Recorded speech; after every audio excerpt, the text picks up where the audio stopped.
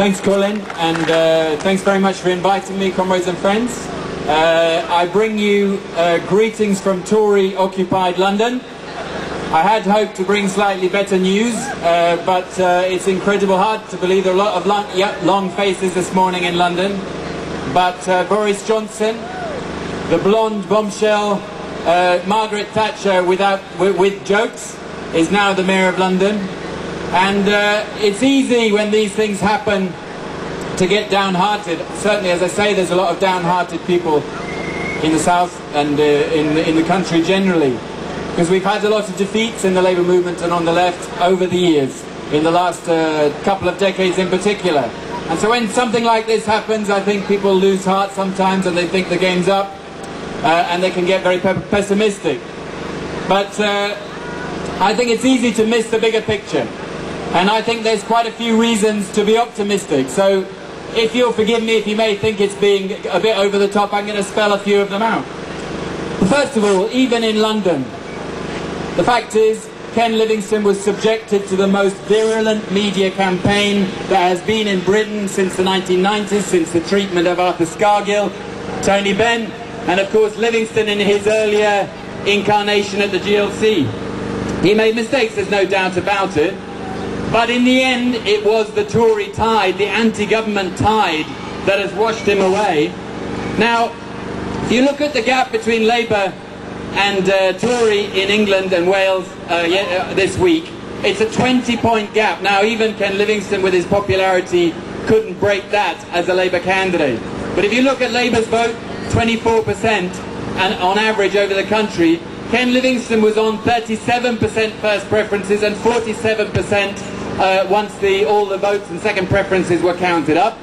And I think what that shows is that the kind of progressive coalition that Ken Livingstone had assembled, and I know people have got their criticisms of him, we have too, but there's no question that it was an anti-privatisation, pro-environment, pro-redistribution administration, and it was understood as that by Londoners. But that coalition has shown that it can be successful, that that kind of politics can be electorally successful in Britain today. What's also clear, I think, from yesterday's election results is that the politics of New Labour in Britain is dead. The politics of privatisation, of triangulation, of pandering to a mythical Middle England while feathering the corporate nest, while non-doms and company directors feather their nests while their cleaners pay more in tax than they do. Now, core Labour voters are now in revolt, and the suburbs have taken flight to the Tories, but they've taken flight because they're being hammered by the credit crunch and by the impact of that on food prices, on fuel prices, on housing costs. So the battle is now on across this country, including here in Scotland, for inside and outside Labour, for a change of political direction. And I think there's no doubt that the potential for that is great. We need more government intervention to offset the effects of the debt crisis. We need action to protect agency workers and public service workers. We need pensions increases. We need improvements in housing and the building of social housing. We need to shift the tax burden, where we got to a situation where even Boris Johnson in London last night said that the gap between rich and poor in London is too great, and he's a right-wing Tory, and he's responding to a feeling in the country and in the city.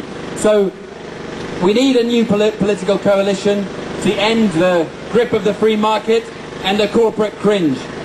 And that battle for a change of political direction is being underpinned right now by a revival of trade union action at the workplace. And last week we saw a very impressive series of walkouts in the public sector in England and Wales by teachers and civil servants of all kinds, and their local government workers are now balloting for action. But even more impressive, because there's no doubt that it's a victory, is the action taken by the Grangemouth refinery oil workers in Scotland, which has been a fantastic demonstration of trade union power. People like Digby Jones, I don't know whether any of you know Digby Jones, used to be head of the CBI, now unbelievably he's a trade minister in this government. He said trade unions are now irrelevant in the 21st century. When you can stop a third of Britain's oil supply for 2 days and close down the Forties oil pipeline with a group of 1,200 workers, I don't think there's any question of trade unionism being irrelevant. I don't think he'll be saying that today. So I'd really like to pay tribute to the Grangemouth refinery oil workers who really put on a very dignified and impressive action, which I think has been a shot in the arm for the trade union movement in Britain and a taste of things to come, because there's no doubt we need a bigger role for trade unionism in the workplace and in national politics. Now, meanwhile, internationally, if you're looking for a slightly more positive look on the world, there's no doubt also that the attempt by the United States, supported by this government, to impose its imperial project on the world has come to grief in Afghanistan and Iraq. Those are failed wars, they're disastrous wars, they're the most criminal and bloodthirsty wars, but there's also no question that they have brought to a halt the attempt to impose their will on the world. And then at the same time, I'm looking forward myself to hearing our speaker from Colombia, that in Latin America, at the same time, you're seeing a very impressive resistance to the neoliberal diktat, the attempt by the United States and its allies to impose policies which increase poverty and reduce protection for ordinary people throughout that continent. And there is now a very impressive fight back in Latin America and a new progressive direction in that continent. But maybe even more important than that, for the future of the labour movement, for the future of progressive politics and the left in general, is what's happening in the global economy. No one knows exactly how this is going to play out, but there's no question that the credit crunch and the end of the long-term boom in the world and in Britain and in the US clearly mean an end to the domination of free market neoliberal politics and ideology, and that's the politics and the economics that has underpinned New Labour and the Tories and the retrenchment all over the world, which has led only to social degradation, far greater inequality and environmental devastation. Now, you in Scotland know better than anyone that there is a space to the left of New Labour and has been for some time, and there have been efforts to fill that in Scotland electorally, and that's also happened in south of the border. But I think there's no question now that the demand to fill that space is going to grow a lot stronger.